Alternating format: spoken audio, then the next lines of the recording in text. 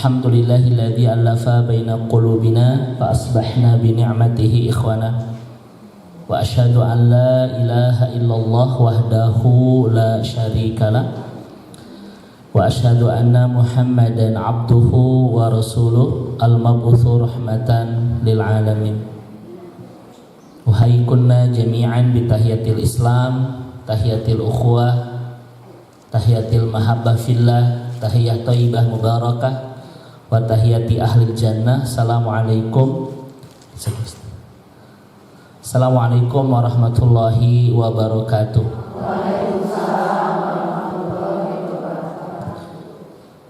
Tentu saja yang teramat kita ta'zimi, Allah cintai, Allah begitu muliakan guru kita semua, Ustadzuna Ustadz Yusman. Semoga Allah Subhanahu wa taala senantiasa mempersamakan beliau dan keluarga besarnya penuh kebaikan di dunia, penuh kebahagiaan, penuh kebersamaan, penuh kebahagiaan sampai ke surga insyaallah. Kangen setiap kajian di sini itu bukan sekedar ingin mengisi, tetapi mendengarkan tausiah dari beliau, ya masya Allah. Tadi alhamdulillah walaupun terlambat ada beberapa poin yang saya catat dari kajian beliau, alhamdulillah. Kita doakan mudah-mudahan Ustadz Yusman tetap sehat Bu ya, agar terus bisa maksimal membimbing umat bersama-sama, dan mudah-mudahan menjadi amal soleh bagi beliau dan pemuda kita untuk bisa mendapatkan hidayah insyaallah. Taib juga Teh Elis di Nazwa ya ada di belakang, alhamdulillah juga mudah-mudahan sehat Teh Elis dan seluruh pengurus terus istiqomah untuk menebar kebaikan ke sebanyak-banyak hamba Allah sejauh jangkauan insyaallah. Taib, ibu-ibu, tema kita hari ini apa Bu? Apa itu bahasa Inggris? Taib. Bahasan kita hari ini masih seputar tentang fikus sa'adah ya, bagaimana cara membangun kebahagiaan, tentang fikih kebahagiaan. Dan salah satu cara bagaimana kita bisa menemukan istana kebahagiaan adalah berdamai dengan masa lalu ya. Orang tidak mungkin bisa menemukan kebahagiaan di masa depan ketika tidak mudah berdamai dengan masa lalu ya. Karena sebetulnya salah satu penghancur kebahagiaan di masa depan adalah ketika hati kita tidak mudah berdamai dengan masa lalu. Saya pernah sampaikan ke Ustadz Yusman, ada seorang ibu yang 15 tahun mencoba untuk berdamai dengan masa lalu yang tidak berhasil, dan selama itu ternyata dia tidak menemukan kebahagiaan. Karena memang bahagia di masa depan hanya milik orang-orang yang mudah berdamai dengan masa lalunya. Seperti apapun, sesakit apapun di masa lalu, ketika dia mulai mudah berdamai, mudah memaafkan, sedalam apapun luka yang pernah ada, maka itulah orang-orang yang kemungkinan besar akan bisa bahagia di masa depan insyaallah ya. Baik, saya boleh ngasih pertanyaan dulu ibu-ibu sekalian.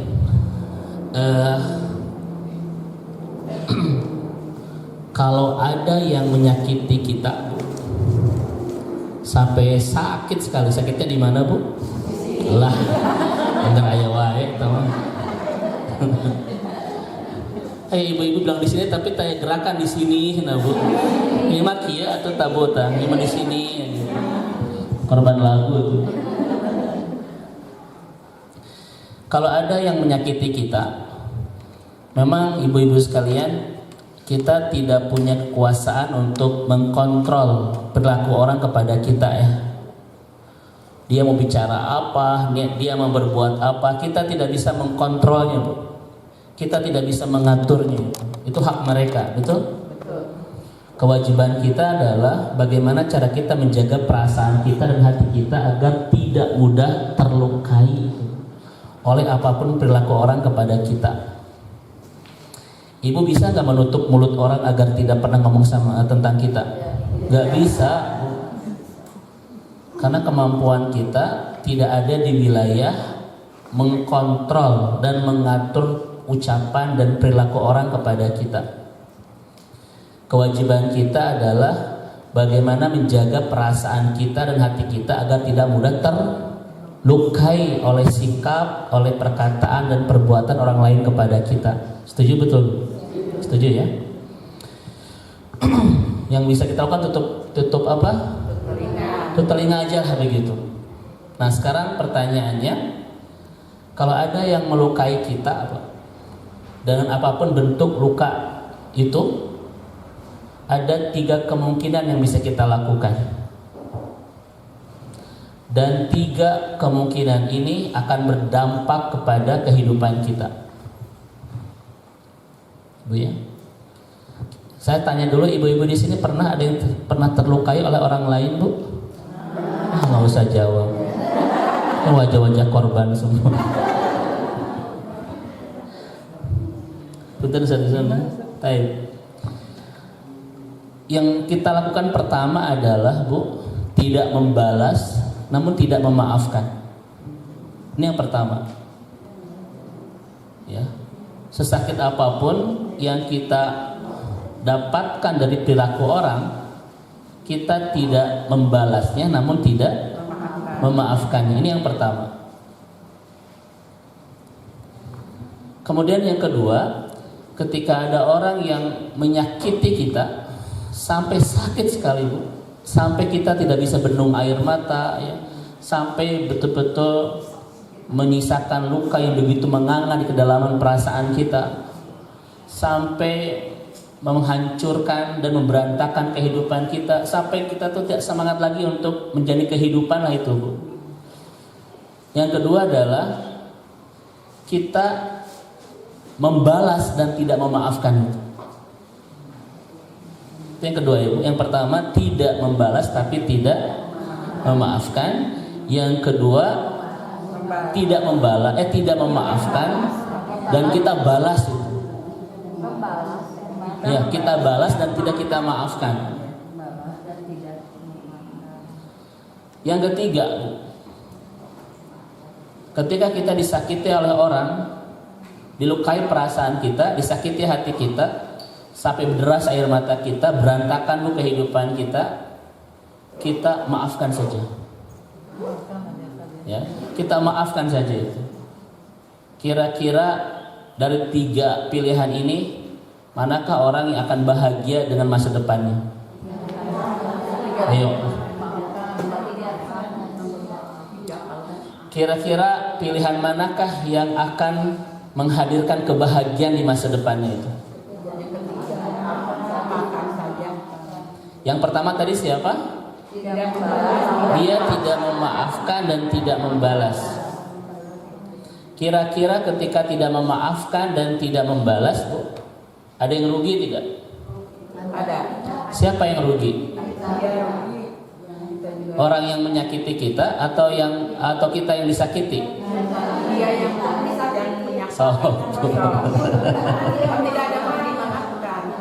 Sekali lagi ya, Bu ya, sekali lagi. Ketika kita tidak membalas dan tidak memaafkan, ada yang rugi? Ada. Siapa yang rugi? Dia yang menyakiti kita atau kita yang tersakiti? Dia yang menyakiti kita. Tuh kan sudah beda ya, Bu ya? Sudah beda, Bu. Yang rugi adalah kita yang disakiti. Memaafkan itu bukan memaafkan dan tidak memaafkan, itu bukan kisah tentang orang lain, tetapi kisah tentang diri kita sendiri loh. Memang kita tidak membalas, tapi kita tidak memaafkan, itu yang rugi siapa? Kita loh, Bu. Makanya lihat kalimat saya, Bu, godobuka sayu'dika walam yu'di man agdobuka. Coba diulang. Buka itu buka. Godobuka sayu'dika. Gak usah diikutin, gak usah. Jadi mulai muncul ujian kemarahan begini. Bu, godobuka sayu'dika, kemarahanmu akan menyakitimu. Walam yu'di man agdobuka, dan bukan menyakiti orang yang membuatmu marah. Tolong ya, kemarahanmu akan menyakitimu, bukan menyakiti orang yang membuatmu marah. Paham nggak, Bu? Ketika kita marah, Bu, sebetulnya yang tersakiti itu bukan dia yang membuat kita marah, tapi kita yang disakiti itu kita yang marah, Bu. Apa bentuk ya sakit kepada orang yang marah itu kira-kira apa? Hati jadi kotor, Bu, ya, betul? Kalimat menjadi kotor, perilaku pun menjadi tidak baik, kan begitu.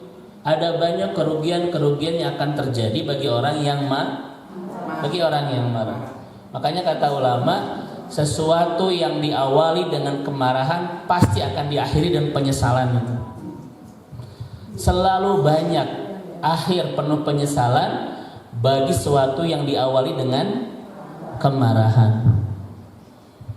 Ibu sama suami, Bu, ketika marah saling lempar piring, gelas dilempar-lempar, Bu.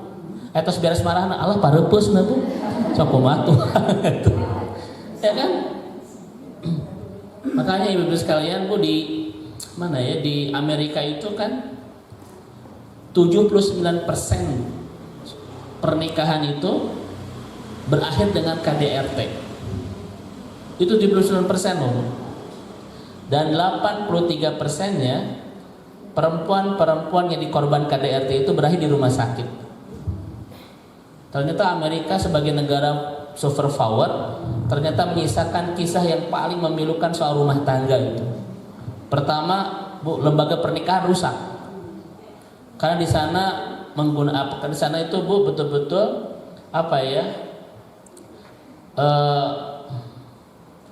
sistem bebas ya, Bu, ya. Jadi dengan siapapun mau silahkan begitu. Maka satu-satunya lembaga yang rusak di Amerika, di negara Eropa adalah lembaga pernikahan. Karena yang berlaku di sana sistem bebas, Bu. Suka sama suka itu. Apalagi mereka kan tidak mau punya banyak keturunan, ya. Saya pernah ke sana, Bu, dan melakukan studi. Ternyata mereka tuh lebih senang memelihara binatang daripada merawat anak itu, Bu. Itu kesenangan orang-orang Amerika, orang-orang Eropa begitu. Lembaga pernikahan tuh rusak banget. Karena mereka mau dengan siapa, is okay, kan begitu, Bu, ya. Sementara kan kita punya norma, punya nilai, punya syariat yang tidak bolehkan itu terjadi. Sementara mereka kan bebas gitu. Kemudian yang menikah itu ternyata 79% terjadi KDRT. Dan KDRT-nya adalah 83% itu berakhir di rumah sakit. Berarti tingkat KDRT-nya keras tidak, Bu? Sangat serius sekali itu. Ya.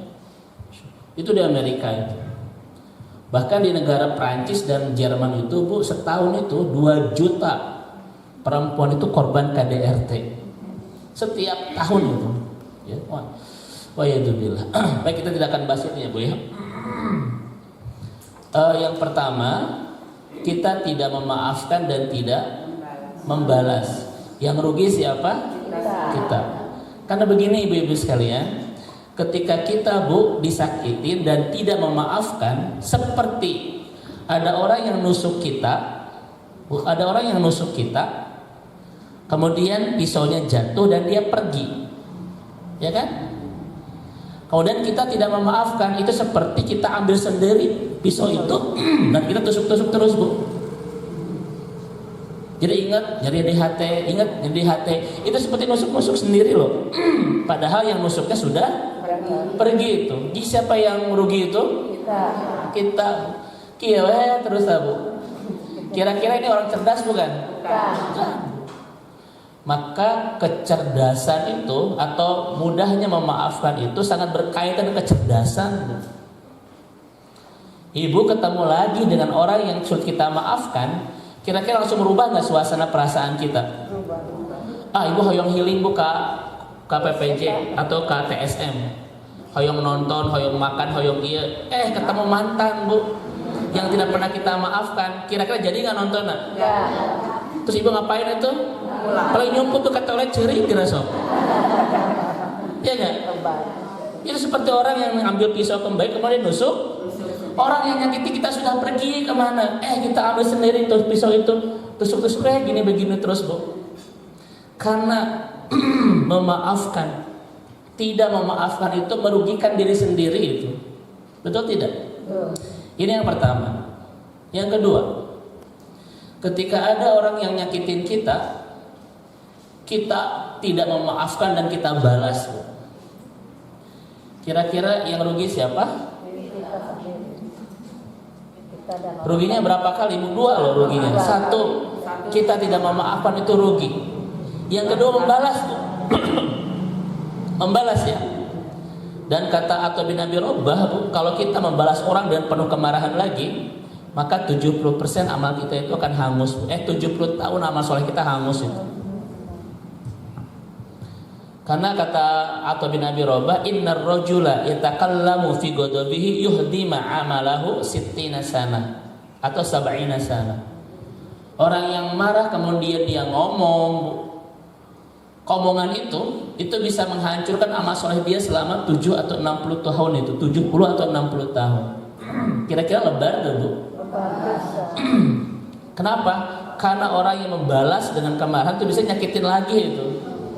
Dan dosa terbesar itu adalah nyakitin atau merendahkan kehormatan seorang mukmin. Makanya kalau ibu di rumah pas saya sama suami, Bu, jangan saling nyakitin itu. Karena sayang amal soleh kita puluhan tahun itu hangus. Mendingan saling memuji saja. Jangan saling menghina. Ayah menikah kasep. Udah gitu aja loh. Kalau lagi berantem ya. Karena kalau ibu menghina suami kita, Bu, itu amal soleh kita puluhan tahun itu hangus loh. Mulai hari ini kalau ada percik-percik, konflik, berantem sama pasangan, hindari saling menghina. Karena amal soleh kita puluhan tahun akan hangus, kata Atha bin Abi Rabah. Bagaimana tuh Ustaz? Mulailah dengan saling memuji saja. Kata ibu, ayah teh menikah kasep. Kata suami, ibu juga menigelis. So kira-kira indah nggak, Bu? Indah. Hese atau mudah? Daripada saling menghina. Kita ruginya dua kali. Pertama tidak memaafkan, itu nyakitin kita. Yang kedua membalas, itu jadi dosa loh itu. Jadi siapa yang rugi, Bu? Kita. Ya enggak? Tidak memaafkan kemudian membalas, kita ruginya dua kali. Ruginya kita terus tersakiti. Kerugian kedua, kita akan bikin dosa. Bahkan bisa menghancurkan puluhan tahun amal soleh kita. Makanya kan Abu Darda datang sama Rasulullah, ya Rasulullah, dulluni ala amalin yudkhilul jannah. Ya Rasulullah, informasikan kepadaku satu perbuatan yang bisa mengantarkan aku pulang ke surga. Kata Nabi, la taghdab walakal jannah. Jangan marah bagimu surga itu. Jangan marah bagimu. Coba ibu sekalian, kenapa orang yang mudah menahan marah sangat pantas dan layak untuk mendapatkan surga? Coba. Kenapa, Bu? Saya tanya, saya jawab biar cepat ya, Bu. Saya takut menguji kemarahan saya. Karena, Bu, al-ghadab itu ra'su kulli sayyi'at wa miftahu kulli syarr. Marah itu pintu pembuka segala keburukan dan biang segala kemaksiatan. Itu marah. Saya sampaikan di awal, orang yang marah hati ini penuh dengan keburukan, kan, Bu ya? Itu dosa enggak? Dosa. Yang kedua, lisan orang yang marah bagaimana, Bu? Penuh dengan keburukan itu. Ya enggak? Dan ketika marah, kata-kata itu bisa nyakitin orang tidak? Dan itulah biang segala kehancuran amal soleh yang pernah kita bangun berpuluh-puluh tahun itu. Dan perbuatan orang yang marah kayak gimana, Bu? Bisa memukul? Bisa menyiksa? Bahkan bisa KDRT? Bisa itu. Itu 83% perempuan korban KDRT di Amerika di rumah sakit itu, Bu, itu adalah bentuk kemarahan suami itu. Karena 99% kasus KDRT itu dilakukan oleh laki-laki yang apa? Yang marah itu. Ya. Yang marah. Nah, berarti pilihan kita yang terakhir. Apa itu? Memaafkan. Baik, hari ini saya akan bahas 3 poin saja. Apa itu memaafkan? Dan nanti kita temukan keajaiban. 1. Memaafkan itu, Bu, adalah kisah an qalbika walaysa kisah an qabil akhir al-akhir. Memaafkan itu kisah tentang hati kita, bukan kisah tentang hati orang lain. Itu pertama. Ya Bu ya. Memaafkan itu kisah an qalbika, cerita tentang hatimu. Walaysa kisah an qabil akhir, dan bukan cerita tentang hati orang lain. Ini yang pertama dulu ya Bu ya. Agar saya betul-betul memberikan mindset Bu, bahwa memaafkan itu adalah kisah tentang kita, bukan kisah tentang orang lain Bu. Ya. Kalau ada orang mengatakan begini, enak saja saya maafkan, berarti seakan-akan memaafkan itu Bu, keuntungannya buat siapa? Buat orang lain kan? Ya. Tidak ada cerita tentang orang lain dalam kata memaafkan itu. Semuanya tentang kita loh itu. Ini pertama dulu, bahwa memaafkan itu adalah kisah dan cerita tentang hati kita, bukan kisah dan cerita tentang hati orang lain. Ustaz, maksudnya bagaimana? Saya tanya kepada ibu-ibu sekalian, Bu, ingin gak kita ini bahagia? Ingin kan Bu ya? Maka kalau ingin bahagia, ibu-ibu sekalian, adalah mudah memaafkan Bu. Karena orang yang mudah berdamai dengan masa lalunya, dia maafkan sedalam apapun luka-luka yang pernah dia alami dari orang lain. Dialah sedang menyembuhkan luka itu Bu. Dan orang yang kayak begini akan mudah bahagia di masa depan loh itu. Karena ketidakmampuan kita mendapatkan kebahagiaan di masa depan, itu salah satu faktornya adalah ketidakmampuan kita berdamai dengan luka di masa lalu loh. Itu poin. Ingat lagi, jerik deh, ingat lagi, jerik deh. Ustaz, saya tuh pengen menyembuhkan luka. Yang ke mana ibu? Yang ke Pangandaran Bu, ke Pangandaran Bu. Di Pangandaran saya ingat terus ya Bu. Yang lain mah berenang, mandi, mah ngambang ke tengah Bu. Lep ya. Iya kan? Gak mungkin ada kisah tentang kebahagiaan di hati yang tidak mudah memaafkan. Seulang ya Bu. Tidak mungkin ada kisah tentang kebahagiaan di hati yang tidak mudah memaafkan. Karena memaafkan adalah milik orang-orang yang hatinya mudah untuk memaafkan sedalam apapun kesalahan-kesalahan orang di masa lalu.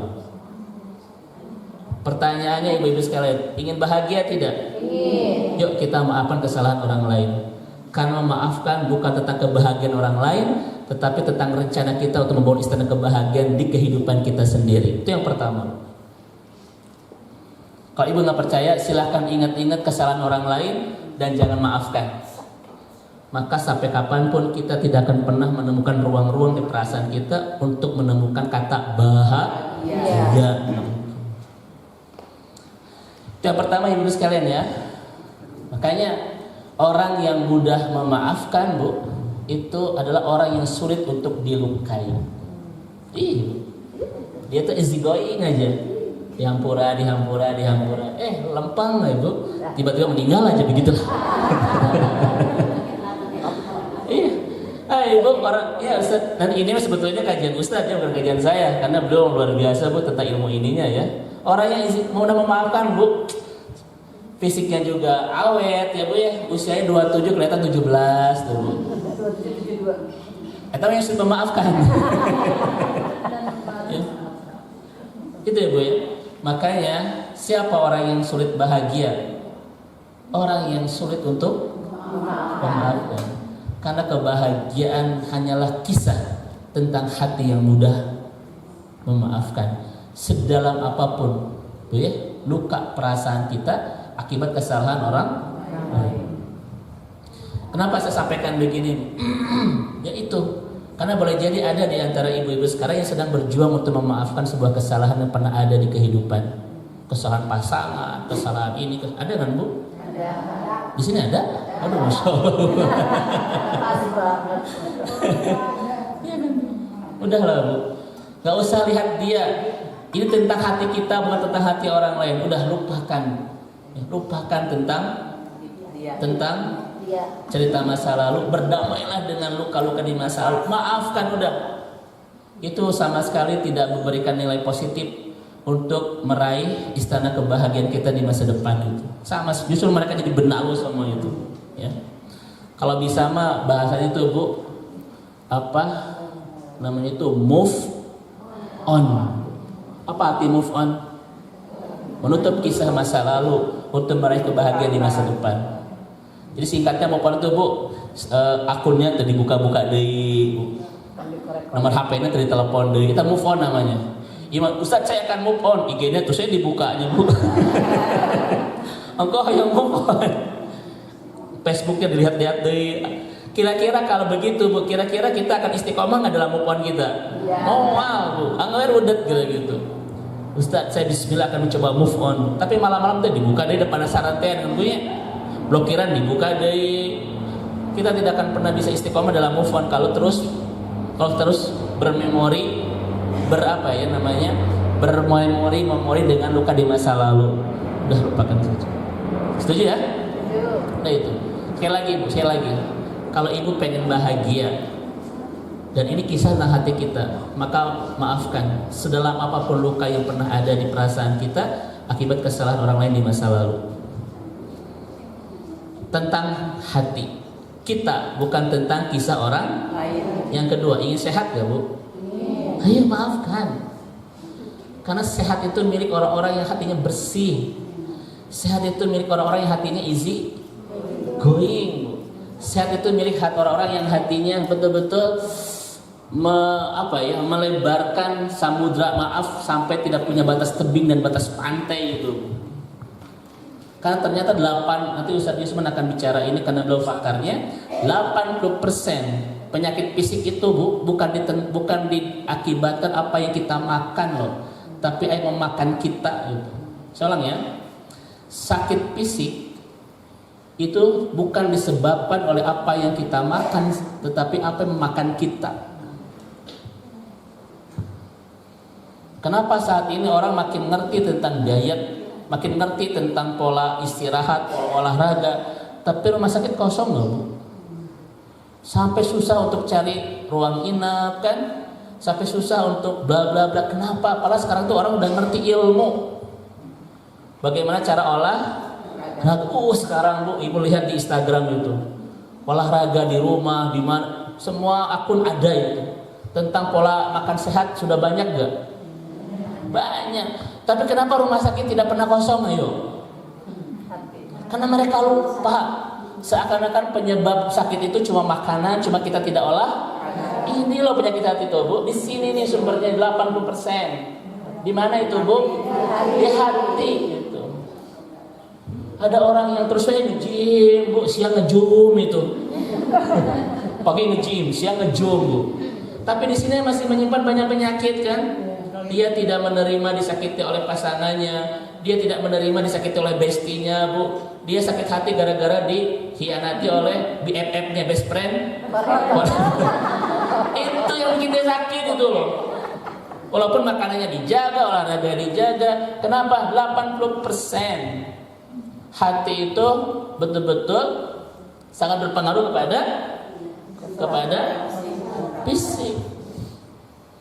Kan saya dulu pernah sampaikan kepada ibu-ibu, apa perbedaan Bu orang daerah dan orang kota? Orang daerah tuh kadang bajunya lusuh, tapi hatinya bersih Bu. Mereka mudah bersyukur dengan hal yang sederhana dan hal yang kecil, ya enggak? Kalau ibu nggak percaya, kemarin saya udah turun gunung Bu. Saya kemarin Ustaz Yusman itu ke Soreang Bu, sampai saya itu mobil saya susah naik ke atas karena gunung banget. Nggak ada sinyal Bu, lampu juga baru ada begitu ya. Saya ingin menyantarkan donasi untuk pembangunan rumah tahfidz di sana itu. Wah, saya tuh ternyata di Bandung masih ada yang kayak gini gitu loh Bu. Sampai betul-betul di samping tuh tebing, jurang gitu ya, dan lain sebagainya. Tapi ketika ngobrol sama mereka, seakan-akan mereka tidak ada yang kurang dalam hidupnya itu. Kelebihan orang daerah tuh Bu, mudah bahagia dan hal yang sederhana, mudah happy dan hal yang kecil itu, ya kan? Jadi kadang orang daerah itu bajunya lusuh tapi hatinya bersih. Orang kota bu penampilannya bersih hatinya lusuh.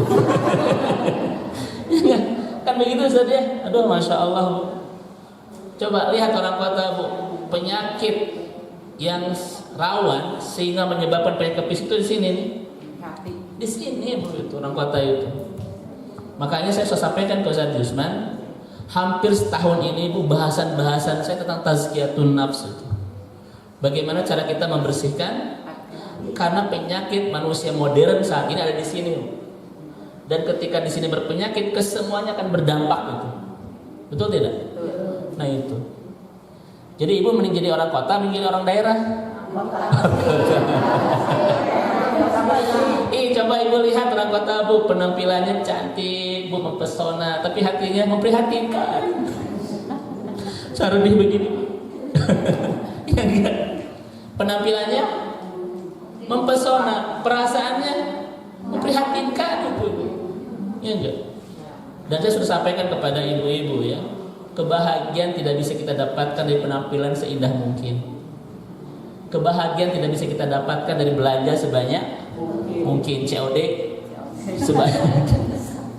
Kebahagiaan tidak bisa kita temukan dari nonton serame mungkin, dengan musik semerdu mungkin, bu. Healing sejauh gak, bu. Bukan di sana kita bisa menemukan banyak kebahagiaan itu, ya. Tetapi di mana bu? Di hati yang mudah. Itu salah satu ya bu, ya kan nanti akan banyak nanti ininya ya. Makanya kata Dokter Sukordowi, saya punya bukunya, beliau 120 jilid ya. Itu saya beli 40 juta itu, semua karya beliau ya. Dan itu perjuangannya 6 bulan saya mencari, dan alhamdulillah kemarin juga saya cari buku semua kitab Ibnu Qayyim al-Jauziyah, itu sampai 70 jilid ya. Sekarang juga alhamdulillah ada di rumah itu. Karena betul-betul para ulama dulu kan untuk cari hadis satu hadis saja bu, itu harus pindah-pindah negara Ustaz ya. Dari Mesir bu ke Baghdad ya, ke Irak, hanya untuk mendapatkan 1-2 hadis loh dulu itu. Bahkan ibu tahu dulu bu, kitab Sahih Bukhari itu dulu harganya itu 2,8 miliar. Yang sekarang ibu bisa download dengan gratis loh. Dulu itu untuk dapat Sahih Bukhari itu harganya 2,8 miliar, dan itu juga susah sekali. Itu tradisi keilmuan zaman dulu. Sekarang tuh gratis, ibu tinggal download, sok baca tarabu. Digratiskan dari baca gara ibu.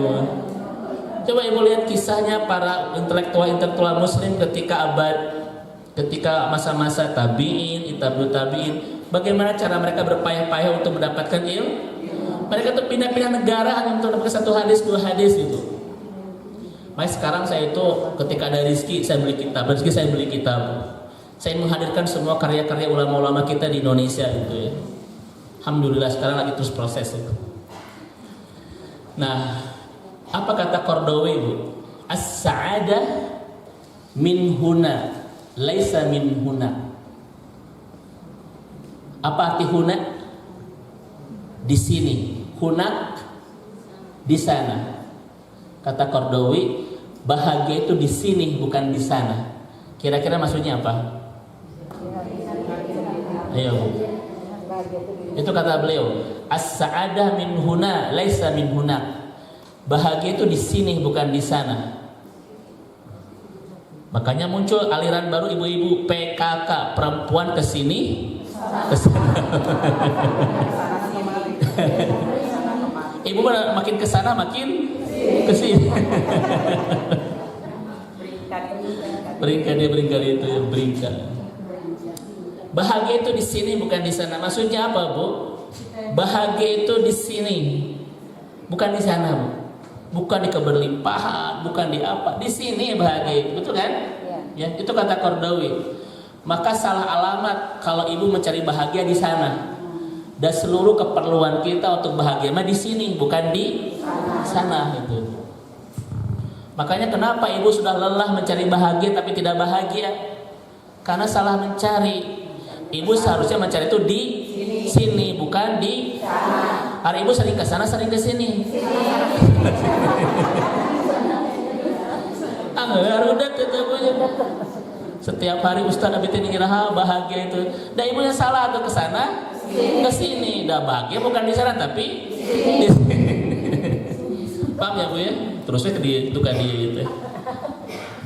Nah, perhatikan ya Bu sekalian, di hati yang bagaimana itu nanti bahasanya banyak ya. Salah satunya di hati yang mudah berdamai dengan masa lalu, itu mudah memaafkan. Ibu pengen sehat ya Bu? Ya udah Bu, kalau ingin sehat maka 80% penyebab sehat itu di sini. Sok bersihkan hati itu. Ya, lupakan kesalahan-kesalahan orang di masa.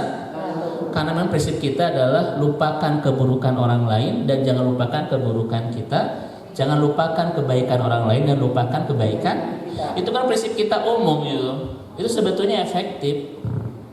Makanya lihat Bu, ada orang yang sering olahraga, diet Bu, ya. Kemudian tidurnya juga terjaga, tapi anggar wae geura Bu, ya, rorombeheun gitu. Komplikasi.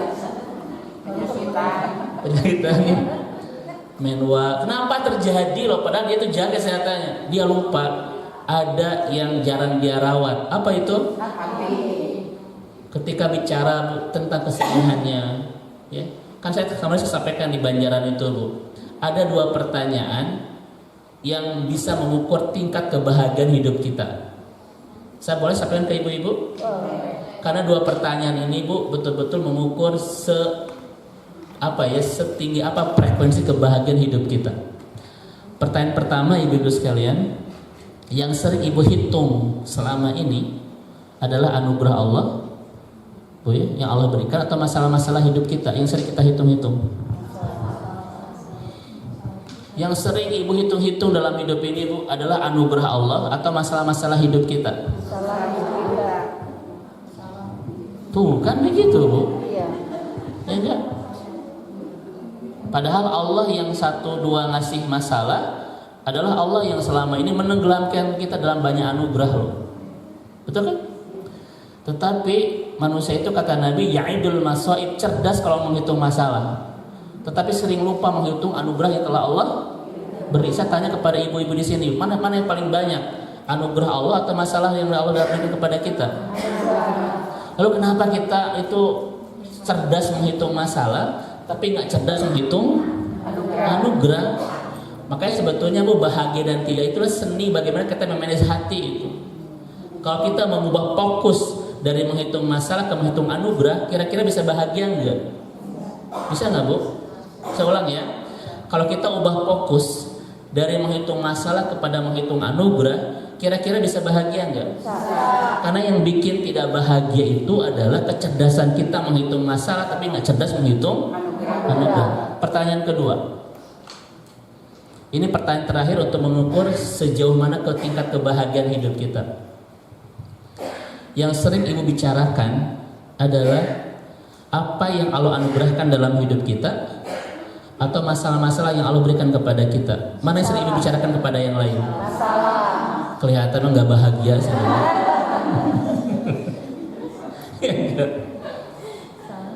Saat ibu bicara sama suami, sama bestie, sama BFF, sama soulmate Bu, mana yang sering kita bicarakan? Anugerah-anugerah Allah atau masalah-masalah hidup kita? Ya sudah, ibu itu kapan bahagianya? Ini wajah-wajah rudet abadi ini. Ini namanya rudet forever. Ya Bu. Padahal sekali lagi lah Bu, Allah yang 1-2 ngasih masalah adalah Allah yang selama ini menenggelamkan kita dalam banyak anugerah. Lalu kenapa kita nggak cerdas menghitung anugerah? Makanya orang terbaik itu siapa Bu? Orang yang fokus sibuk menghitung anugerah sampai lupa dia punya masalah itu. Itu orang yang bahagia begitu. Coba ulang ya. Orang yang happy itu adalah orang yang sibuk menghitung anugerah sampai dia lupa punya masalah. Emosi balik. Sibuk menghitung masalah sampai lupa anugerah. Apalagi ibu-ibu sekalian, kita ini menjadi orang yang sering membesarkan sesuatu yang kecil. Gak ada masalah yang besar yang di luar kemampuan kita untuk menghadapinya, betul nggak Bu? La yukallifullahu nafsan. Jadi masalah-masalah hidup kita kecil, tetapi kita ini orang-orang yang mudah membesar-besarkan hal yang kecil. Makanya apa yang bikin kita udat itu bukan karena masalahnya yang besar, ya bukan itu. Tetapi iman kita dan bla bla blanya yang memang masih kecil ya begitu. Nanti kita bahasan yang lain itu. Nah ini Bapak sekalian. Jadi kata Ibnu Qayyim al-Jauziyah, memaafkan itu seperti kita membuang kotoran. Ibu masuk ke toilet, kemudian buang kotoran, kemudian berdiri. Setelah itu perasaannya apa? Nah itu, ayo lupakan aja. Ya, itu yang pertama. Setuju nggak Bu? Jadi memaafkan itu kisah an qalbika, walaysa kisah an qabil akhar. Memaafkan itu kisah dan cerita tentang hati kita, bukan cerita tentang hati orang lain. Gak ada sama sekali urusan orang lain dalam seni memaafkan itu. Kalau orang mengerti begini, Bu, kalau orang mengerti begini, tak mungkin ada kalimat enak saja saya maafkan, gak mungkin itu.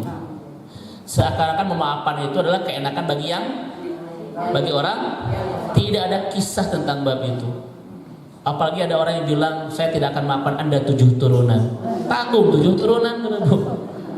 Apain begitu ya? Tapi betul kan hari ini ada Bu orang-orang yang sedang mencoba untuk berjuang untuk memaafkan? Ada loh itu. Ya enggak? Ini yang pertama, ibu-ibu dirahmati Allah Subhanahu wa taala. Yang kedua, Bu. Yang kedua. Bentar.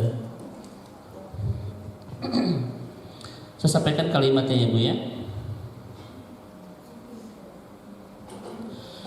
Yang kedua adalah memaafkan itu Bu, fan an hubbi nafsika. Memaafkan itu adalah seni untuk mencintai dirimu, atau mencintai diri sendiri, atau mencintai hati sendiri. Seorang ya Bu, memaafkan itu seni mencintai diri sendiri, atau fan an hubbi nafsika, atau an hubbi qalbika. Iya. Makanya ibu kalau orang lu sayang, kan saya sampaikan kepada ibu-ibu di sini, tidak ada yang paling mahal yang Allah anugerahkan di kehidupan kita itu kecuali hati. Itu paling mahal. Itu kalimat dari Abu Hurairah. Agla ma yamliku nas wa qalbuhu. Sesuatu termahal dan paling berharga yang dimiliki oleh manusia itu adalah hatinya. Itu paling mahal, melebihi apapun. Tolong ibu ya. Agla ma yamliku nas wa qalbuhu. Yang paling mahal dan paling berharga yang dimiliki oleh setiap kita itu adalah hati. Kenapa ini paling mahal Bu? Di antaranya al-qalb masdarus sa'adah. Karena sumber kebahagiaan itu di hati. Ya Bu ya. Ada nggak orang berlimpah apa hidupnya tapi tidak bahagia? Karena kebahagiaan bukan urusan keberlimpahan Bu. Ada nggak orang tidak punya uang bahagia? Saha? Cung. Ibu ayah siapa? Ibu ayah wah. Ya Bu ya, nah begitu. Ada orang yang pangkatnya tinggi tidak bahagia, ada orang yang berlimpah pun tidak bahagia, ada yang sudah punya pasangan pun tidak bahagia. Karena bahagia bukan urusan keberlimpahan, bukan urusan punya pasangan, ya bukan loh Bu, tetapi urusan perasaan kita. Ya begitu. Makanya saya tanyakan dulu ibu-ibu sekalian, ada nggak orang yang sudah menikah tidak bahagia? Ada. Tapi ada nggak orang yang belum menikah bahagia? Tuh kan? Makanya bahagia dan tidak itu bukan urusan punya pasangan dan tidak, tetapi siapa yang hatinya bisa menerima ketentuan Allah di episode itu orang bahagia. Salah ya Bu ya? Yang bahagia itu adalah orang yang hatinya mudah menerima segala ketentuan Allah di episode itu orang akan bahagia. Betul Bu? Sekali lagi saya bilang, tanya lagi Bu, Ada orang yang sudah punya pasangan tidak bahagia? Ada. Ada. Yang belum punya pasangan bahagia? Ada. Ibu yang mana? Tetapi yang bahagia itu bukan yang punya pasangan tidak punya pasangan, betul kan? Betul. Tetapi siapa yang hatinya mudah menerima ketentuan Allah di episode itu, dia adalah orang yang akan paling bahagia. Karena seluruh pembicaraan tentang bahagia semuanya berpulang kepada apa kabar hati kita itu. Itu rumusnya. Seorang lagi Bu, yang paling mahal apa tadi? Hati. Hati ya Bu ya. Itu paling mahal sekali. Maka seseorang itu yang cerdas Bu akan paling indah dan paling spesial untuk merawat sesuatu yang termahal. Manusia itu biasanya Bu paling baik merawat sesuatu yang paling mahal. Kira-kira betul tidak? Dulu saya itu Bu sejak sekolah saya itu beli kacamata Ustaz yang 5.000, yang 10.000 tuh Bu. Tapi sering kejejak Bu, sering hilang, sering apa gitu. Sekarang udah ada mahal Bu, saya jaga baik-baik. Kenapa? Karena nah itu orang itu Bu semakin berharga, semakin indah dalam perawatan itu. Ya kan? Saya tuh sengaja saya beli kacamata rada mahal Bu. Kenapa? Karena kalau ketika saya beli murah itu sering lupa Bu. Lagi wudhu di mana hilap gitu ya. Mentang-mentang murah. Sekarang setelah mahal lebar Bu. Ketika sholat habis wudhu, kemana kacamata? Itu alasan saya beli rada mahal itu Bu ya. Karena teorinya begitu. Barang semakin berharga akan semakin indah dalam perawatan. Saya tanya ibu-ibu di sini, apa yang paling mahal yang kita miliki? Hati. Maka tidak ada yang paling indah yang kita rawat di seluruh kehidupan kita kecuali hati loh Bu. Bukan yang lain itu. Ibu-ibu beli untuk merawat tubuh sebulan habis berapa Bu? Iya. Hah? Habis berapa? Untuk merawat hati habis berapa? Tuh kadang kita nggak punya itu loh Bu. Pada orang itu ketika dia tahu punya sesuatu yang paling mahal, pasti dia akan semakin hebat dan indah dalam merawat. Coba saya tanya kepada ibu-ibu di sini Bu, ini fisik ini kata Al-Quran disebut apa? Dari mana bahannya Bu? Itu dari saripati yang hina, betul kan? Usianya berapa fisik ini? Berapa fisik ini usianya? Kata Nabi paling 60 sampai 70 tahun, ya kan? Fisik ini berawal dari saripati yang hina. Kemudian usianya berapa?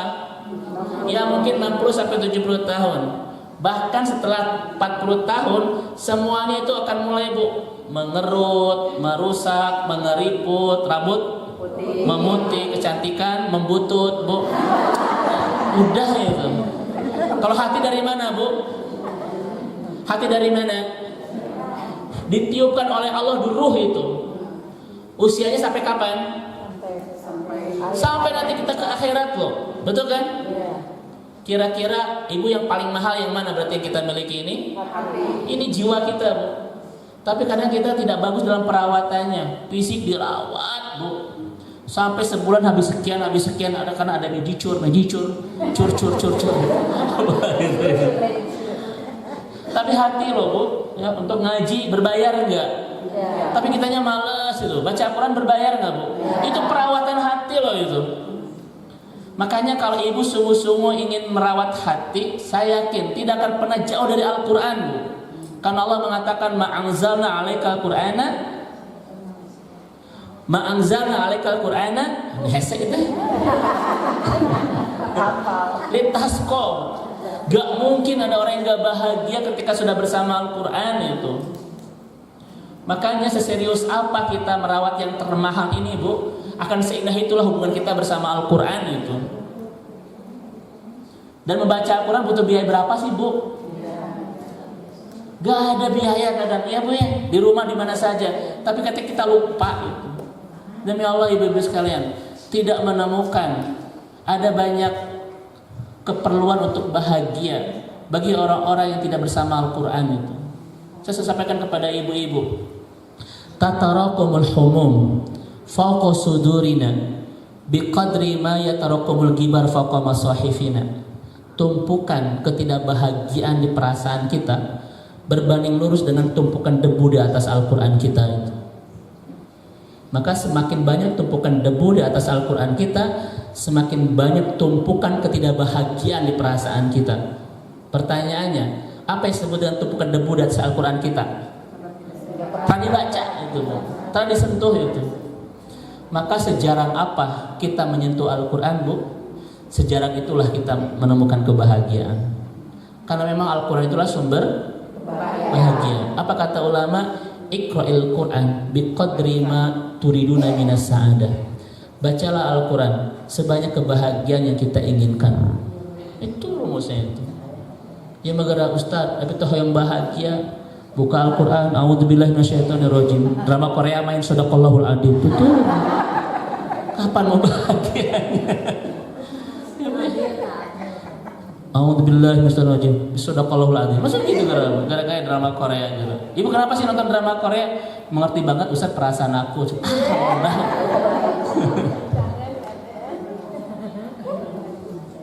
Oke Ibu ya. Saya kemarin Bu di sebuah kajian, ternyata Ustaz saya menemukan ilmu baru Ustaz.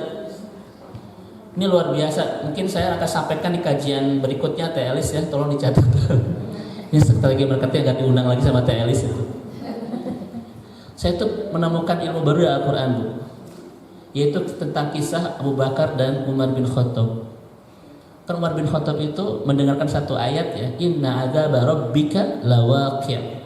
Sesungguhnya azab Allah itu nyata.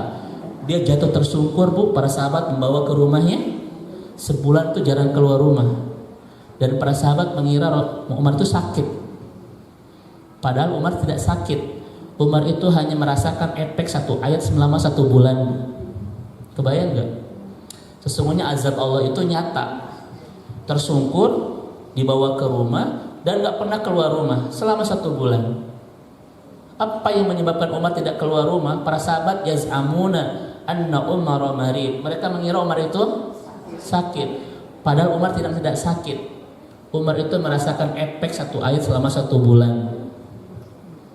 Dari sana kata para ulama, kalau ingin berbahagia bersama Al-Quran, jadikan Al-Quran itu sumber kebahagiaan dan kesedihan kita, seperti Umar itu. Ayo Bu, mulailah kita belajar untuk apapun kisah tentang bahagia dan kesedihan hati kita adalah kisah tentang bab Al-Quran itu. Coba itu dipelajari Bu. Karena khawatir kan kesedihan dan kebahagiaan kita selama ini kan Bu ya, ketika nonton drama Korea tisu balatak gitu Bu, ya guling dijemur gitu Bu, ya kan? Ketika nonton film ini film itu nangis. Ayo Al-Quran tuh Bu. Kalau Ibu storytelling itu saja. Kalau Al-Quran itu kisah-kisah ya udah mengharukan, membahagia itu ada di semua di sana loh. Kenapa kita butuh tontonan yang lain gitu loh? Padahal Al-Quran itu lebih mengasyikkan untuk membuat kita bahagia, bahkan membuat kita bisa menang. Umar itu 1 bulan loh Bu, efek 1 ayat. Ibu pernah nggak berapa hari sih Bu Al-Quran tuh mengefek Ibu berapa lama? Jam-jaman gitu. Jam ya kan, lupa lagi gitu. Ayo belajar Bu, bahwa dunia sedih dan bahagia kita adalah Al-Quran. Ketika baca ini Ibu nangis, ketika baca itu Ibu bahagia. Ayo Al-Quran itu Bu, nggak usah yang lain gitu itu. Kalau kita sudah begitu, Ibu tidak akan berdesak-desakan ke sorean nonton SOS apa itu? Saya nggak yakin Ibu akan ke sana itu. Saya tahu kenapa Bu, karena ketika saya mengisi ke Cimahi, saya terjebak di jalan itu, macet di jalan tol. Ini ada apa? Saya bilang. Saya pikir nggak ada kampanye, ternyata ada SOS tuh Bu. Ada yang nonton nggak di sini? Kenapa Ibu nggak nonton?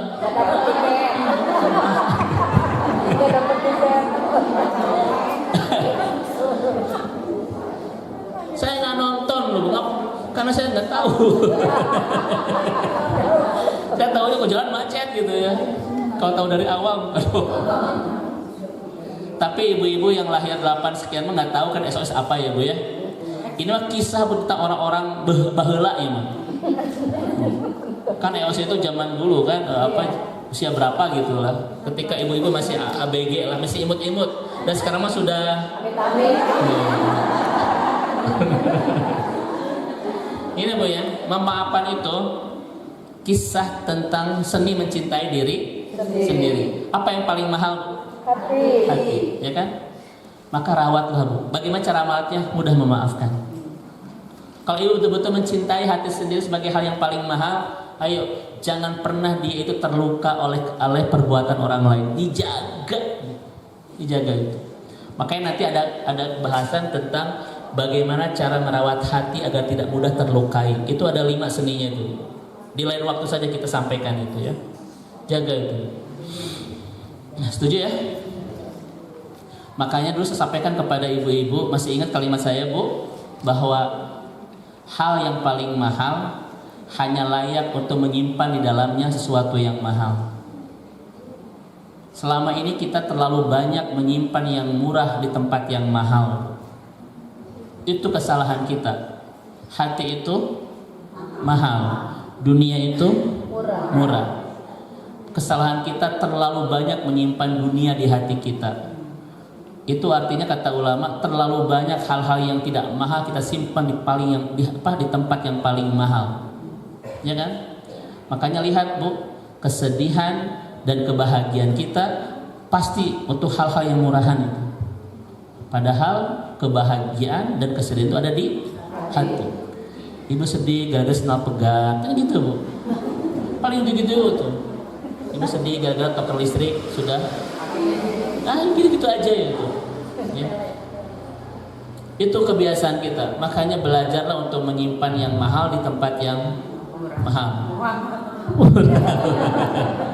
Belajarlah untuk menyimpan yang mahal, tempat yang mahal. Apa yang paling mahal dalam kehidupan kita? Allah, Bu. Allah. Udah simpan di sini Allah. Ya mau garabu besti di dia, tuang sayur di dia, semua di dia tuh. Makanya betul udah tuh gitu ya. Ayo, tidak ada yang paling mahal dalam hidup kita kecuali Allah. Maka biarkanlah hati yang paling mahal ini disimpan di dalamnya sesuatu yang paling mahal di kehidupan kita, yaitu Allah saja. Udah gitu. Udah ibu mah tuh baskom di sini. Ketika bakon baskom itu rengat, curi ke nulis status di Facebook, ya Allah kenapa kau uji aku seberat ini? Urusan baskom. Ya. Makanya lihat Bu, orang kalau hatinya sudah tepat ya disimpan yang mahal, tidak akan pernah terluka oleh hal-hal yang murahan. Kenapa ibu sering tersakiti karena kata-kata orang lain, Bu ya? Gara-gara sikap ini, bla bla bla. Memang kesalahannya dari kita. Terlalu banyak memasukkan hal-hal yang tidak mahal di sini. Di mana? Di hati. Oke, sekali lagi Bu, memaafkan itu kisah tentang bagaimana cara mencintai diri sendiri, kisah bagaimana cara kita mencintai hati sendiri. Hati yang paling mahal dan sesuatu yang paling mahal pasti kita akan indah dalam perawatan. Maka salah satu merawatnya adalah jangan mudah tersakiti ya hati kita oleh yang lain. Bagaimana caranya? Mudahlah memaafkan. Maka apa kata ulama Bu? Memaafkan adalah seni untuk menyembuhkan. Ibu boleh ditulis ya Bu ya. Jadi memaafkan itu seni untuk menyembuhkan.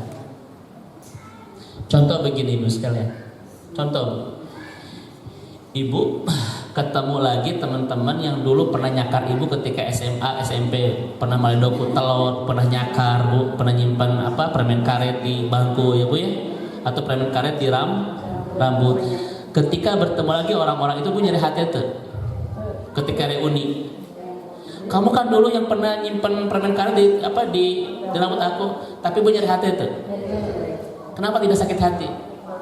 Karena kita sudah memaafkan. Kisah-kisah tentang sebuah kesalahan yang dulu Ibu pernah tersakiti perasaan, sekarang ketika diulang lagi itu Bu, malah penuh dengan keceriaan itu. Ya enggak? Ibu, kamu dulu kan pernah nyakar aku, cina Bu, ketika SMA, ternyakar cina Bu. Tapi kenapa tidak ada air mata, malah ada ketawa? Karena sudah hilang sakitnya loh. Kenapa luka masih teringat tetapi sakit sudah hilang? Karena kita sudah memaafkan. Makanya ibu, memaafkan itu ya bu, adalah seni menyembuhkan luka ketika kita tidak bisa melupakannya. Kan reuni itu adalah mengenang masa-masa lalu ya bu, masa dimana kita bla bla bla. Tapi ada yang tersakiti tidak bu? Pulang reuni caruri ke rumah gitu bu, ayat tuh gak akan itu. Di sana kita cerita tentang luka-luka yang pernah kita alami di Baleno bu ya, di Setrap, di banyak itu. Tetapi semua kita ceritakan penuh dengan kebahagiaan. Bu, kalau orang sudah memaafkan, tidak akan pernah terluka perasaan ketika tidak bisa melupakan. Itu rumus. Saya ulang ya. Saya ulang ya bu. Ketika kita memaafkan, tidak akan pernah menyakiti perasaan walaupun kita tidak bisa melupakan. Itu rumus. Dan buktinya adalah ketika reuni. Saya nggak pernah bu lihat ada orang yang pulang reuni itu bu, kemudian mereka itu caruri ke rumah bu ya, tidak keluar 2 bulan bu, di rumah gitu ya. Happy aja ketika menceritakan itu semua. Ada orang mengatakan, Ustaz, saya tidak bisa memaafkan karena saya tidak bisa melupakan. Padahal memaafkan dan melupakan 2 terma yang tidak sama. Ulang ya. Bisa nggak kita memaafkan? Bisa nggak melupakan? Tidak bisa ibu. Orang tidak bisa melupakan. Yang bisa itu lupa. Saya lupakan dia, saya lupakan dia. Makin pohon makin ingat. Bu, saya akan lupakan dia. Ibu tuh makin lupa makin ingat. Karena sesuatu yang tidak bisa kita lakukan untuk lupa yaitu melupakan. Makanya sesuatu itu lupa. Ketika kita memang lupa, bukan melupakan. Saya akan lupakan dia, akan lupakan dia. Terus dia omong tiap hari. Kira-kira makin ingat makin lupa. Ya itu. Makanya melupakan tuh nggak bisa. Yang bisa itu lupa. Ustadz, gimana tuh saya itu bisa memaafkan? Kan saya tidak bisa melupakan. Memaafkan dan melupakan 2 tema yang tidak sama. Ibu maafkan saja. Maka ketika kita tidak bisa melupakan, tidak akan pernah menyakitkan. Ya kan? Dengan suami, bu, setiap hari ketemu, bagaimana cara melupakan kesalahan dia? Nggak bisa. Udah maafkan. Saya ulang, ibu, saya ulang bu. Ibu bisa nggak melupakan kesalahan suami? Tiap lihat wajahnya, kasuat-suat deh ibu. Atau Ustaz, seumur-umur saya tidak bisa lihat wajah suami, kumaha tuh bu, tutupan terus gitu. Yang ibu bisa lakukan bukan melupakan kesalahan dia, memaafkannya. Ketika ibu tidak bisa melupakan karena setiap hari ingat dengan wajah suami, nggak akan menyakitkan kok. Kalau ibu ada hati yang masih tersakiti dengan memori, itu tanda kita belum memaafkan. Karena tanda memaafkan itu adalah hati tidak pernah tersakiti ketika ingat dengan sebuah memori itu. Itu. Setuju nggak bu ini? Ya. Seni apa? Mencintai hati sendiri. Dan terakhir karena waktu ya bu ya, karena saya harus persiapan ke PSM ya bu. Sekarang ada kajian dengan UI ya, Ustaz Wijayanto. Memaafkan itu yang terakhir bu. Sampai lupa saya bahasanya. Oh iya. Memaafkan itu adalah fan. Kaifa yaghfirullahu dzunubana. Seni. Memaafkan itu seni bagaimana cara Allah mudah memaafkan kita. Memaafkan itu adalah seni tentang bagaimana cara Allah mudah memaafkan kesalahan kita. Makanya kata Umar bin Abdul Aziz, utlubil afwa minallah bil afwi anin nas. Carilah pintu maaf Allah dengan mudah memaafkan kesalahan orang lain. Dan ini kata Yahya bin Mu'az adalah faktor terbesar agar kita mudah memaafkan. Apa itu? Agar kita pun mudah dimaafkan. Karena Allah begitu mudah memaafkan kesalahan orang yang begitu mudah memaafkan kesalahan saudaranya. Dan jangan pernah bermimpi Allah mudah memaafkan kesalahan kita ketika kita tidak mudah memaafkan kesalahan orang lain. Karena pintu maaf Allah akan terbuka lebar bagi orang-orang yang mudah memaafkan kesalahan saudaranya. Maka kembali lagi, memaafkan bukan kisah orang lain, tetapi kisah tentang bagaimana cara kita mencintai hati sendiri, cara kita bahagia, cara kita sehat, dan cara kita agar mudah dimaafkan oleh kesalahan oleh orang lain. Pertanyaannya ibu-ibu sekalian, angkat tangan, siapa yang tidak punya salah kepada Allah? Angkat tangan. Ini wajah-wajah penuh dengan keimanan.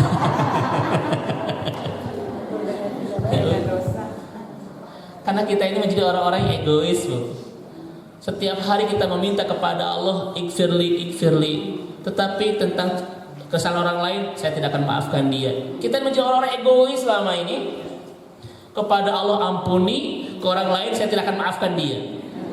Ini kan orang ngejelas gitu loh. Betul kan, Bu? Apakah setiap hari ibu itu minta maaf gak sama Allah? Lalu kenapa hati kita sulit memaafkan orang lain? Ibu ini gak adil. Ya Allah, maafkan aku. Ke orang lain enak saja saya maafkan. Pintu maaf Allah terbuka bagi siapapun yang mudah memaafkan kesalahan saudaranya, Bu. Ya. Allah sulit untuk memaafkan orang yang sulit memaafkan kesalahan saudaranya. Utlibil afwa minallah bil afi anin nas. Makanya ibu-ibu dirahmati Allah Subhanahu wa taala, hilangkan tentang orang lain ketika kita ingin memaafkan. Gak ada cerita tentang dia, cerita tentang kita. Pengen gak diantara kita dimaafkan sama Allah, Bu? Tidak ada anugerah terbesar, kata Imam Al-Ghazali, ketika Allah sudah ampuni semua dosa-dosa kita. Itu anugerah terbesar, Bu. Ya.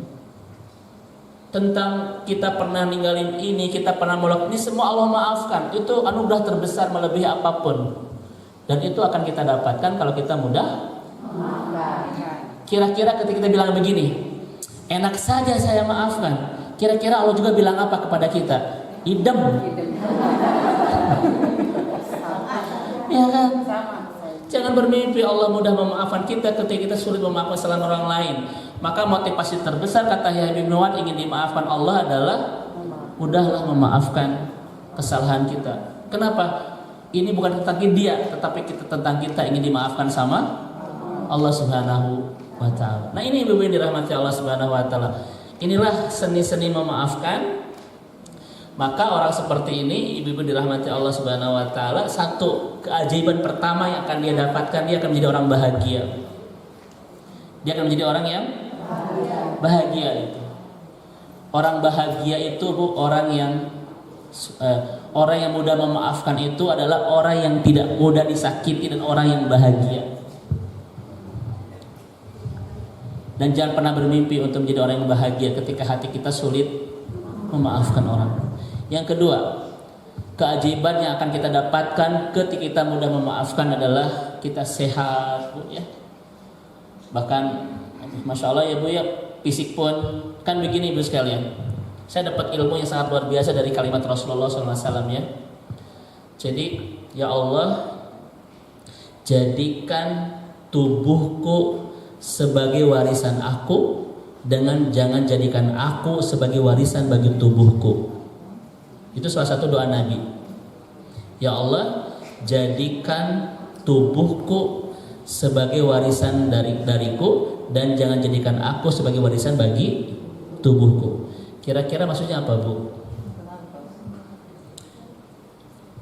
Bahasanya begini, Ibu sekalian. Nanti ada kalimat Nabi, mati'ni, ya Allah berikan aku kesehatan, pandanganku, kan, dan lain. Nanti ada doanya itu.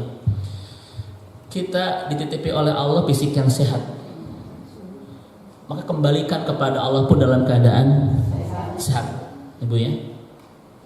Karena Allah menitipkan semua ini dalam keadaan sehat. Jangan pernah kembalikan kepada Allah dalam keadaan rusak. Paham maksudnya, Bu?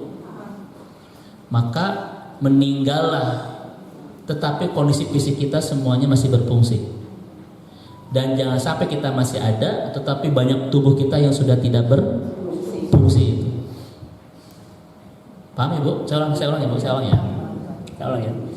Ya Allah, jadikan tubuhku sebagai warisan dariku, dan jangan jadikan aku sebagai warisan bagi Maksudnya adalah ketika kita meninggal, tubuh kita semua sehat, Bu. Karena Allah menitipkan kepada kita pun dalam keadaan baik, kita kembalikan kepada Allah pun dalam keadaan baik.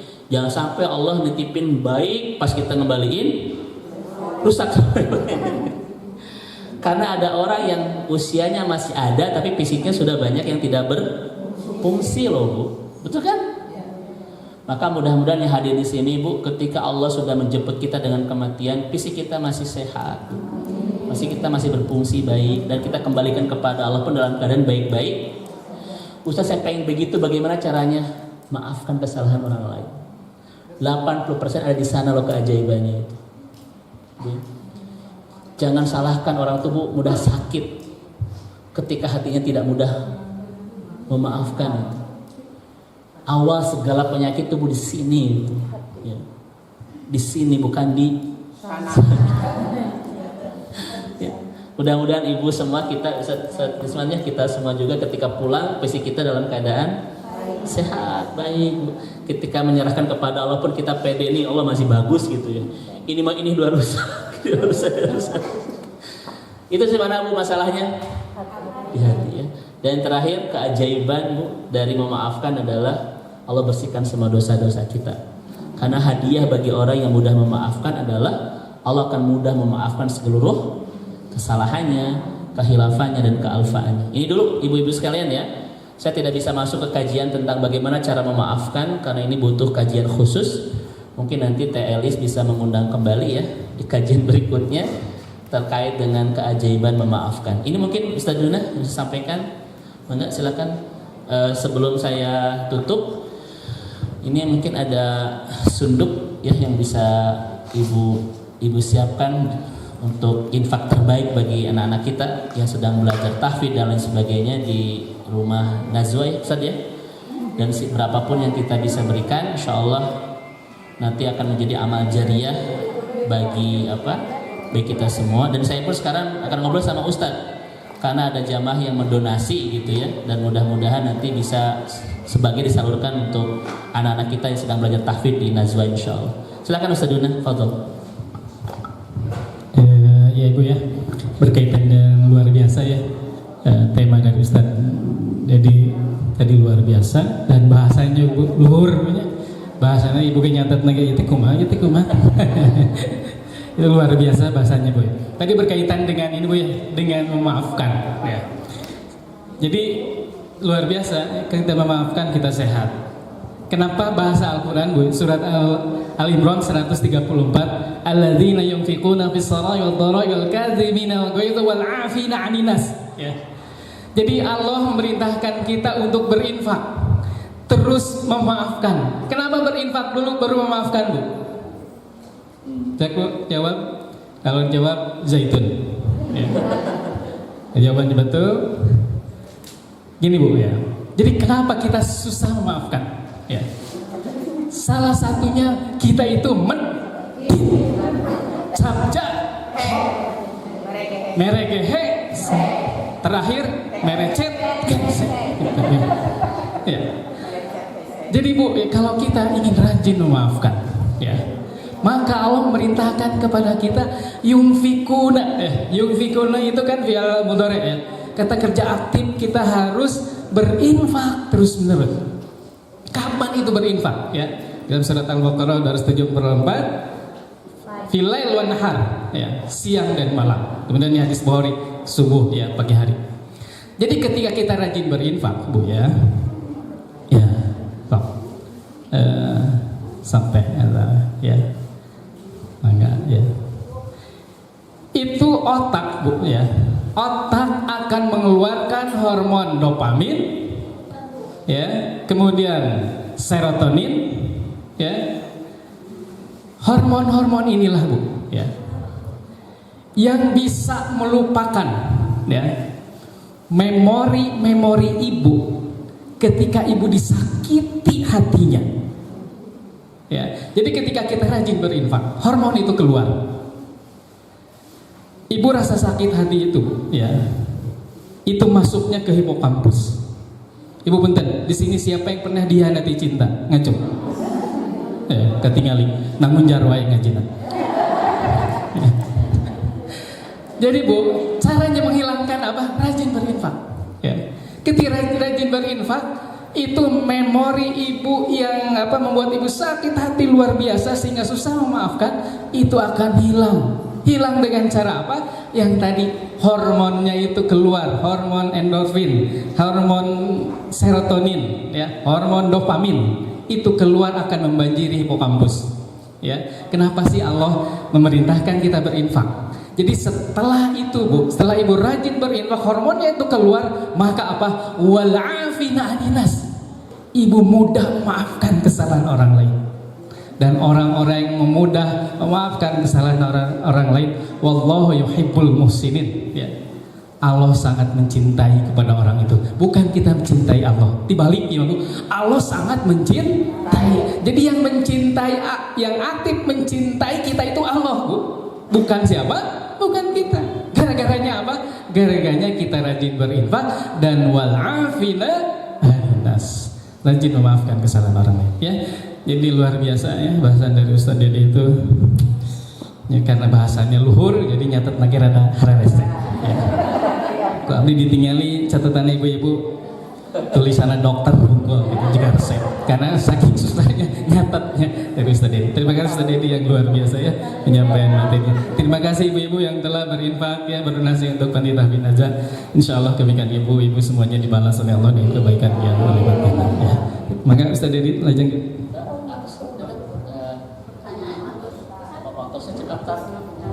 Satu pertanyaan. Baik, Ibu ada yang mau disampaikan? Silakan Bu, enggak? Kalau misalnya dalam keseharian ada sakit hati kita bersama seseorang, tapi kita tuh ya udahlah memaafkan orang itu sama kita, tapi boleh nggak kita menghindari? Tidak. Ya. Baik Ibu ya, nanti kan ada bahasan tentang toksik ya Bu ya. Kan ada pasangan yang toksik, ada bestie yang toksik. Iya. Toksik itu ya menimbulkan penyakit ya, tidak sehat gitu. Rumah tangga yang tidak sehat, persahabatan tidak sehat. Itu salah satu tanda toksik, yaitu setiap kita bersama mereka tersakiti hati kita ya Bu ya. Itu berarti memang kebersamaannya itu tidak sehat. Memang harus kita sembuhkan Bu. Kan toksik itu apa ya Ustaz ya? Itu harus kita sembuhkan. Sembuhkannya ya kita tawasau bil haq, tawasau bis sabr ya Bu. Jangan dulu kita menghindar, tetapi kita punya kewajiban untuk saling menasehati dalam kebaikan dan kesabaran. Walaupun nanti ketengan tema menasehati betul-betul pakai fikih dakwah. Jangan sampai menggurui Bu ya. Jangan sampai nanti ada banyak kajian tentang bagaimana cara kita menasihati itu.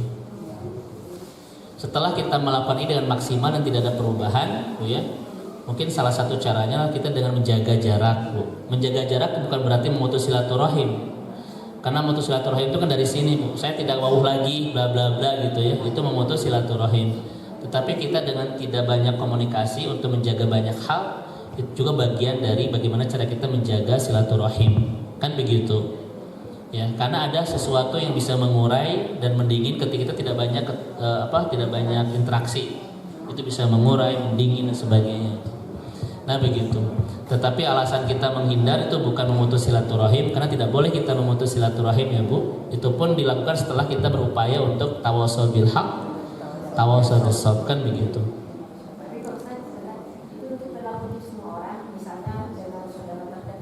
Iya. Itu juga berlaku ya Bu ya. Tetapi saya yakin kalau kita memaksimalkan konsep tawassul bil haq, tawassul bis sabr, semuanya akan bisa Allah berikan solusi terbaik, kan begitu. Kadang-kadang begini Bu, kadang kita berhadapan dengan karakter itu. Karakter itu kan susah diubah ya. Berarti kitanya harus sudah mulai mengerti, mengalah dan bla bla bla itu ya. Contoh misalnya ibu punya tetangga yang kalau ditanya itu selalu nyakitin terus. Ibu tuh nyari hati terus Bu tiap dia ngomong itu ya. Berarti memang kesalahannya mungkin bukan dari tetangga kita, tetapi kita yang tidak mulai beradaptasi ya. Kitanya harus jembar hati, jembar hati itu ya, penuh pengertian. Memang orangnya begitu. Kalau nggak begitu bukan dia, kan begitu Bu. itu bisa kita lakukan untuk tidak membuat hati kita banyak tersakiti dengan mengerti tentang orang, ya. Itu juga bagian dari ilmu bagaimana cara kita tafahum, saling memahami di antara kita. Karena ketika kita sudah tafahum, apapun yang terjadi tidak akan banyak masalah dan tidak akan banyak saling menyakiti kalau sudah saling mengerti di antara kita. Dan itu harus kita lakukan dengan cara ta'aruf, banyak mengenal terus. Nah begitu. Jadi poin menjaga jarak bla bla bla itu poin-poin terakhir dari banyak upaya yang harus kita lakukan sebelumnya, ya. Seperti itu. Allahu a'lam bishawab. Nah. Cukup ibu-ibu? Cekap ya? Kedap dia dan. Baik, alhamdulillah. Saya serahkan Bun, mangga. Bun teh.